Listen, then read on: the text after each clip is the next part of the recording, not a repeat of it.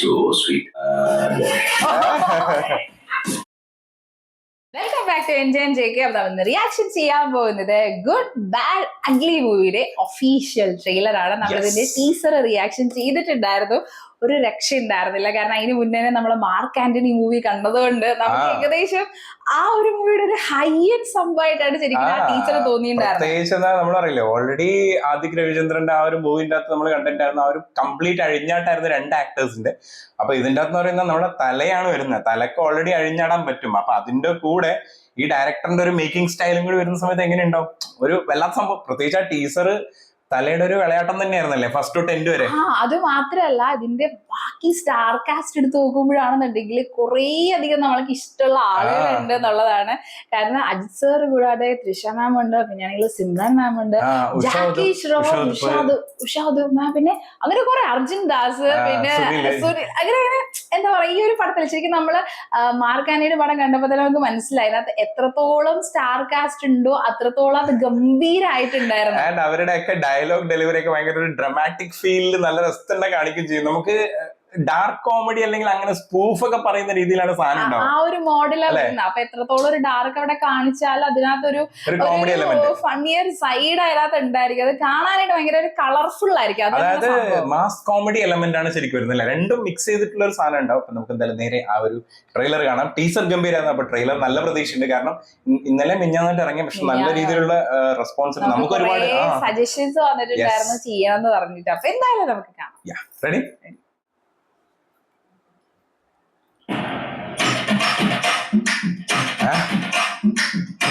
Music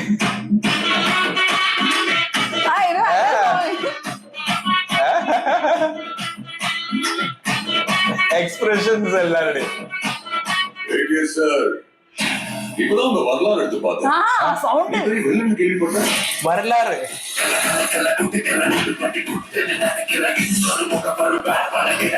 wow.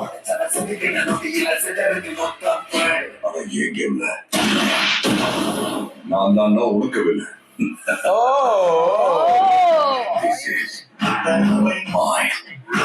my fucking game. So sweet. ഇവിടെ combination വന്നോ?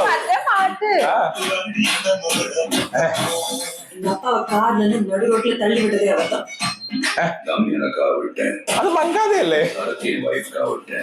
Violence என் பையனுக்காக விட்டேன். என் பையனுக்கு ஒண்ணு நான் விட்டதை தொட்டுதான் ஆகணும். ഇത് പക്കാ പറ്റേ സാറ്.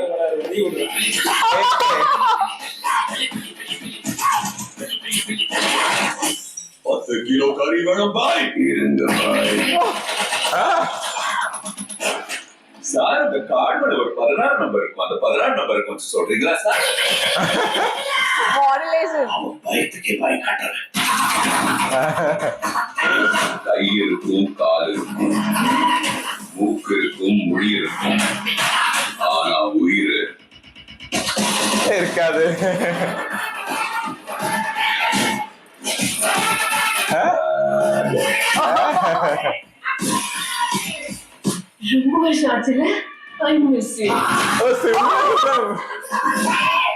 ഇതെന്താ വാലിയും വരലാറും എല്ലാം മിക്സ് നമ്മൾ ആക്ച്വലി ഇപ്പൊ എൻജോയ് ചെയ്യല് വാലി ഇട്ടോണ്ടിരിക്കുന്നുണ്ട്. അപ്പൊ സംഭവം എന്താന്ന് വെച്ചിട്ടുണ്ടെങ്കിൽ നമ്മളോട് തന്നെ കുറെ സജഷൻസ് നമുക്ക് തന്നിട്ടുണ്ടായിരുന്നു ഇതിന്റെ ഈ ടീച്ചർ വന്ന സമയത്ത്. അതായത് വാലി വരലാരു മൂവിയുടെ സജഷൻസ് ആയിരുന്നു നമുക്ക് കുറെ കിട്ടിയിട്ടുണ്ടായിരുന്നത്. പക്ഷെ നമ്മൾക്ക് വാലി ഓൾറെഡി നമ്മള് ആ ടൈമിൽ എവിടേക്കോ അവിടെയൊക്കെ ആയിട്ട് ചെയ്തോണ്ടിട്ടാണ് നമ്മളെല്ലാം കൂടി ഒരു സ്ഥലത്ത് ചെയ്യാമെന്ന് വിചാരിച്ചത്. സംഭവം വരലാരും ചെയ്യണം നമുക്ക് ഉണ്ടായിരുന്നു. പക്ഷെ എന്താ വെച്ചാൽ അത് ഉള്ളതുകൊണ്ട് എന്തായാലും അത് ഇറക്കാമെന്ന് വിചാരിച്ചു. പക്ഷെ എനിക്ക് തോന്നുന്നു വരലാരും നമ്മൾ കാണുന്നത് ഇതിനകത്ത് എനിക്ക് തോന്നുന്നു മങ്കാത്തയുടെയും കുറെ അധികം സംഭവം ഓരോ ആക്ടേഴ്സിനെ കൊണ്ടുവന്നതില്ലേ, അത് കോമ്പിനേഷൻ അതുപോലെ. കാരണം പ്രത്യേകിച്ച് AK എന്ന് പറയുന്ന സ്ഥലത്ത് ഏകദേശം അജിത് കുമാർ അങ്ങനെ തന്നെ ഏകദേശം പറഞ്ഞേക്കണം, AK is coming എന്നല്ല പറയുന്നത്. ആൻഡ് അതിന്റെ അകത്ത് ആ ഒരു ഡയലോഗ്, അതായത് വരലാറിന്റെ അകത്ത് ഞാൻ കുറെ വില്ലത്തരം കണ്ടിട്ടുണ്ടെന്നാണ് ഏകദേശം അർജുൻ ദാസ് ഫസ്റ്റ് പറയും. ആൻഡ് അർജുൻ ദാസിന്റെ വോയിസും അജിത് സാറിന്റെ വോയിസും തമ്മിൽ വരുമ്പോൾ കറക്റ്റ് ഒരു മാച്ചിങ് ഫീൽ ഉണ്ട്. അതായത് എന്താ പറയാ, നമ്മള് നോർമലി അർജുൻ ദാസിനെ കാണുന്ന സമയത്ത് ഇവൻ ദോ എന്താ പറയാ ലുക്ക് വൈസ് അത്ര മാസ് അല്ലാന്നുണ്ടെങ്കിലും സൗണ്ട് വരുന്ന സമയത്ത് എങ്ങനെയൊക്കെയോ മാസ് അങ്ങനെ കയറി വരുന്നുള്ളതാണ്. പിന്നെന്താ വെച്ചാൽ നമ്മൾക്ക് അറിയാലോ ലുക്കിൽ മാത്രമല്ല കാര്യമുള്ളൂ. അതായത് എന്താ പറയാ, ഇപ്പൊ ഭയങ്കര ഹൈറ്റും വെയിറ്റ് ഉണ്ടെന്നുണ്ടെങ്കിൽ എന്താ പറയാ മാസം കാണിക്കാൻ പറ്റണമൊന്നുമില്ല. പക്ഷെ എന്താ പറയാ, എന്തോ നമ്മൾക്ക് ചില ആക്ടേഴ്സിന് എടുക്കുന്ന സമയത്ത് നമുക്ക് കാണാൻ പറ്റും അവർക്ക് ഭയങ്കരമായിട്ട് വില്ലത്തരം ചെയ്യാൻ പറ്റും അല്ലെ, ഭയങ്കരമായിട്ട് കോമഡി, നമ്മൾ അൺഎക്സ്പെക്ടഡ് ആയിട്ട് അവർക്ക് കോമഡി ഹാൻഡിൽ ചെയ്യാൻ പറ്റും. ഇപ്പൊ നമ്മളെ തെലുഗു മൂവീസ് ഒക്കെ ഇപ്പൊ റിയാക്ട് ചെയ്യുന്ന സമയത്ത് നമ്മൾ കാണാണ് പ്രകാശ് രാജിന് എത്രത്തോളം കോമഡി റോളില് നമ്മളൊക്കെ ഞാനൊക്കെ കണ്ടിരിക്കുന്ന പ്രകാശ് രാജ് എന്ന് പറയുന്നത് ഭയങ്കര ഒരു എന്താ പറയാ ഒരു ഇച്ചിരിയുള്ള വില്ലൻ ഷെയ്ഡൊക്കെ വെച്ചിട്ട് അതിനകത്ത് ഇച്ചിരി കോമഡി ആയിട്ടുള്ള, പക്ഷെ ഒരു ബ്രഹ്മാനന്ദം വൈബിലൊക്കെ കോമഡി ചെയ്യാനായിട്ട് പ്രകാശ് രാജിന് പറ്റുന്നുള്ളത് ഇപ്പൊ തെലുഗു മൂവീസ് നമ്മളെ റിയാക്ട് ചെയ്യുമ്പോഴാണ് ശരിക്കും മനസ്സിലാവുന്നത്. അപ്പൊ അതുപോലെ തന്നെയാണ് അർജുൻ ദാസിനെ ഫസ്റ്റ് കണ്ട സമയത്ത് തോന്നി അജിത് സാറിന്റെ വില്ലനായി. അത് മാത്രല്ല, എനിക്ക് മറ്റേ ലുക്ക് കണ്ടിട്ട് പെട്ടെന്ന് മനസ്സിലായത് അർജുൻ ദാസ് തന്നെയാണെന്ന്. വോയിസ് കേട്ടപ്പോഴാണ് കിട്ടിയത് ഇത് അർജുൻ ദാസ് ആണെന്നുള്ളത്. പക്ഷെ ആ വോയിസിൽ എല്ലാം ഉണ്ട്. ആൻഡ് വോയിസ് കേട്ടാൽ തന്നെ നമുക്ക് മനസ്സിലാവും ഇത് അർജുൻ ദാസ് ആണെന്നുള്ളത്. അതാണ് ഏറ്റവും വലിയ പ്രത്യേകത. കാരണം വെച്ചാല് ഐഡന്റിറ്റി ആയി, അത് എടുത്തു പറയേണ്ടത് ഒബ്വിയസ്ലി മറ്റേ പടം തന്നെയാണ്. അതെ, അത് മാത്രം നമ്മളെ റോളക്സ് വിളിക്കുന്നില്ല. പിന്നെ അത് മാത്രമല്ലാണ്ട് നമ്മളെ അജിത് സാർ ഇടയ്ക്ക് സംസാരിക്കുന്നത് സ്വീറ്റ് ആയിട്ടാണ്, പക്ഷെ ആ ഒരു ബാഡ് ആയിട്ട് സംസാരിക്കുന്ന സമയത്ത് ഭയങ്കര ബാസ് കൂട്ടുന്നുണ്ട്. ആ ബാസ് കൂട്ടുമ്പോ കറക്റ്റ് അർജുൻ ദാസ് ആയിട്ട് മാച്ചിങ് വരുന്ന രീതിയിൽ. പക്ഷെ അത് മാത്രല്ല, അർജുൻ ദാസിന്റെ ലുക്ക് നല്ല രസമുണ്ട് കാണാനായിട്ട്. അതായത് ഭയങ്കരമായിട്ട് മാച്ച് ആവുന്നുണ്ട് ആ ലുക്ക്. ആൻഡ് പിന്നെ നമുക്കറിയാം പുള്ളിയുടെ ഫേസിൽ ഭയങ്കരമായിട്ട് കലിപ്പും വരും. നോർമലി സംസാരിക്കുന്ന സമയത്ത് അടക്കി ഇപ്പൊ എത്ര ചിരിച്ചിട്ടുണ്ട് എന്നുണ്ടെങ്കിൽ ഒരു ഭയങ്കര ഒരു കലിപ്പ് ലുക്ക് ഉണ്ട്. അത് നമുക്ക് ശരിക്കും ആ റോളക്സ് ആ പടത്തില നമുക്ക് റോളക്സ് പടം എന്തായാലും വിക്രമല്ല, റോളക്സ് പടം മനസ്സിലായിരുന്നു. അപ്പൊ ആ പടത്തിൽ നമ്മള് കണ്ടതാണ്. അപ്പൊ ആ ഒരു റോളക്സ് വിളിയിൽ തന്നെ നമ്മളെ ഇഷ്ടപ്പെടുത്തി കുറെ ആളുകളെ ഫാൻസ് ആക്കി. റോളക്സ് വിളി ഭയങ്കരമായിട്ട് ഫെയിം ആയി.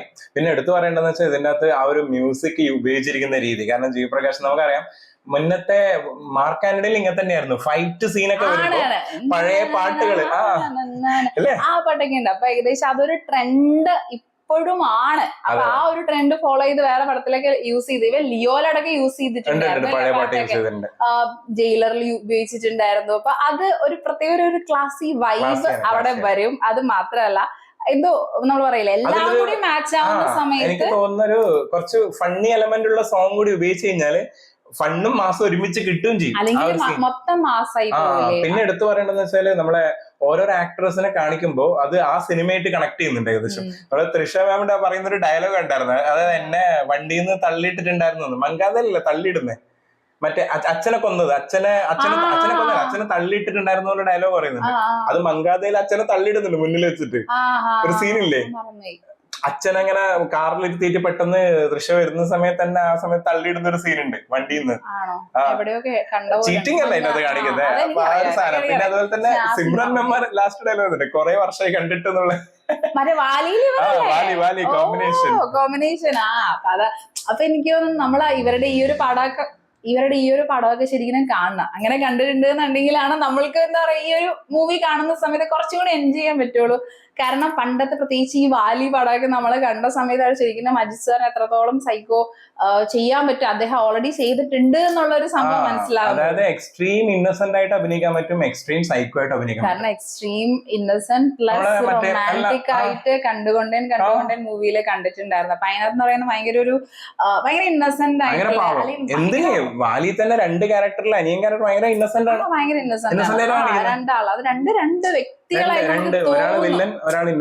ലുക്ക് വൈസ് എന്താ പറയാ രണ്ടും സെയിം ആണെങ്കിലും പക്ഷെ ക്യാരക്ടർ വൈസ് രണ്ടിനും ഡിഫറെന്റ് ആക്കി കാണിച്ചിട്ടുണ്ടായിരുന്നു. അപ്പൊ അത് തന്നെ ആ പടത്തിൽ ഭയങ്കരമായിട്ട് ഞാൻ ശരിക്കും അതിന് മുന്നേ അജിത് സാറിന്റെ അധികം പടങ്ങളൊന്നും കണ്ടിട്ടില്ല. എന്ന് വെച്ചാൽ എന്തോ എനിക്ക് അറിയില്ല, കാണാനായിട്ട് വിജയ് സാറിന്റെ പടം കാണുന്ന പോലെ അങ്ങനെ ഒരു ഇൻട്രസ്റ്റ് ആ സമയത്ത് വരാറില്ല കാണാനായിട്ട്. പക്ഷെ ഇപ്പൊ കണ്ടു തുടങ്ങുമ്പോഴാണെന്നുണ്ടെങ്കിൽ അദ്ദേഹത്തിന്റെ പഴയ പടങ്ങൾ ഇവൻ കണ്ടുകൊണ്ടേൻ പടത്തിലൊക്കെ ആണെന്നുണ്ടെങ്കിൽ നമ്മള് ശരിക്കും ആ റൊമാൻറ്റിക് വൈബിലോട്ട് അങ്ങനെ പോകും അദ്ദേഹത്തിന്റെ ആ ഒരു പെർഫോമൻസ് കാണുന്ന സമയത്ത്. അപ്പൊ അതുപോലെ തന്നെയാണ് അതെ ഇപ്പോഴും എന്താ പറയാ ആ ഒരു സോൾട്ട് ആൻഡ് പെപ്പറില് എന്താ പറയാ ആ ഒരു ഇപ്പോഴത്തെ ആ ഒരു ട്രെൻഡ് ഫോളോ ചെയ്തിട്ട് നമ്മളെ എന്റർടൈൻ, അതായത് ആ മാസിൽ ഇപ്പോഴത്തെ ട്രെൻഡ് വെച്ച് നമ്മൾ എന്റർടൈൻ ചെയ്യാനാണ് അദ്ദേഹം നോക്കുന്നത്. വേറൊരു കാര്യം എടുത്തു പറഞ്ഞിട്ട് ടീച്ചറിന്റെ അകത്ത് കുറച്ചും കൂടി അജിത് സാറിന്റെ ഷോ ആയിരുന്നെങ്കിൽ ട്രെയിലറിന്റെ അകത്ത് എല്ലാരെയും കൊണ്ടുവരാൻ നോക്കിയിട്ടുണ്ട് അല്ലെ. അതായത് നമ്മൾ അറിയില്ലേ വെറുതെ ഇതൊരു അജിത് സാർ പടം മാത്രമല്ല ഇതൊരു ആദിക് രവീന്ദ്രൻ പടവും കൂടിയാണെന്ന് കാണിക്കുന്ന രീതിയിൽ മറ്റുള്ള ആക്ടേഴ്സിനെ നല്ല ഇമ്പോർട്ടൻസ് ഉണ്ടായിരിക്കും. കാരണം എന്ന് വെച്ചിട്ടുണ്ടെങ്കിൽ സിമ്രൻ മാമിനാണെങ്കിലും തൃഷ മാമിനാണെന്നുണ്ടെങ്കിലും ഭയങ്കര ഇമ്പോർട്ടൻസ് ഉണ്ടാകാൻ സാധ്യതയുണ്ട്. പക്ഷെ അത് ഒരു മറ്റേ രീതിയിലായിരിക്കും കൂടുതൽ ചെറിയ സമയം അവരും ചിലപ്പോ ചീറ്റേഴ്സ് ഒക്കെ ആയിട്ട് വരാം. പിന്നെ കുറെ അധികം ഹ്യൂമർ ഹാൻഡിൽ ചെയ്യാൻ പറ്റുന്ന ആളുകൾ ഈ ഒരു പടത്തിൽ ഉണ്ട് എന്നുള്ളതാണ് അതിന്റെ പ്ലസ്. കാരണം ഈ ഒരു മൂവിയില് ഡെഫിനറ്റ്ലി ഹ്യൂമർ ഹാൻഡിൽ ചെയ്യാൻ ഇൻ ആൻഡ് ഔട്ട് ചെയ്യാൻ പറ്റിയ ആളുകൾ വേണം, എന്നാലും മാത്രമേ അതിനൊരു ഗുണം ഉണ്ടാവൂ. അതായത് നമുക്ക് മാസ് കിട്ടുകയും വേണം, അതിന്റെ കൂടെ ഇടയ്ക്കൊരു ചിരിയും കിട്ടണം, എന്നാൽ മാത്രമേ കംപ്ലീറ്റ് എന്റർടൈൻമെന്റ് എലമെന്റ് കിട്ടണം ആ സംഭവം. അതിനകത്ത് ചിരഞ്ജീവി ആയിരുന്നു കാരണം അദ്ദേഹത്തെ അത്രയും കോമഡി ഒന്നും ചെയ്യുമെന്ന് എനിക്ക് അറിയില്ല ശരിക്കും. കാരണം പക്ഷെ അദ്ദേഹത്തിന്റെ ആ ഒരു പടത്തില് ആ ഒരു ചിരഞ്ജീവി ആ ഡയലോഗ് തന്നെ മതി കാലം ഓർത്തിരിക്കാൻ വേണ്ടിട്ട്. അപ്പൊ എന്തായാലും ഇത് അടിപൊളിയാ. സാധനം വിഷുനാണോ വരാൻ പോണേ? ഏപ്രിൽ 10-ന് ഏപ്രിൽ 10-നാണ് റിലീസ്. അപ്പൊ ഏകദേശം ഒരു ഫെസ്റ്റിവൽ ടൈമാണ്, വെക്കേഷൻ ടൈമാണ്, എല്ലാവർക്കും പോയി എൻജോയ് ചെയ്യാൻ പറ്റിയിട്ടില്ല. ആൻഡ് എസ്പെഷ്യലി ഇപ്പൊ ലൂസിഫറിന്റെ ഒക്കെ ഒരു എഫക്ട് ഒക്കെ കുറച്ചൊരു മലയാളത്തിൽ ഇപ്പൊ ഏകദേശം പടം ഇറങ്ങുന്നുണ്ട്. ബസൂക്ക തുടരും, പിന്നെ എനിക്ക് തോന്നുന്നു ജിംഖാന, അങ്ങനെ കുറെ പടങ്ങൾ ഇറങ്ങുന്നുണ്ട്. അപ്പൊ അതിന്റെ ഇടയ്ക്ക് ഈ ഒരു പടം കൂടി വരുന്നുണ്ട്. അപ്പൊ വെയിറ്റിംഗ് ഫോർ ദ മൂവി. നിങ്ങളുടെ ഒപ്പീനിയൻ കമന്റ് ബോക്സിൽ മെൻഷൻ ചെയ്യാത്ത വീഡിയോയിൽ കാണാം.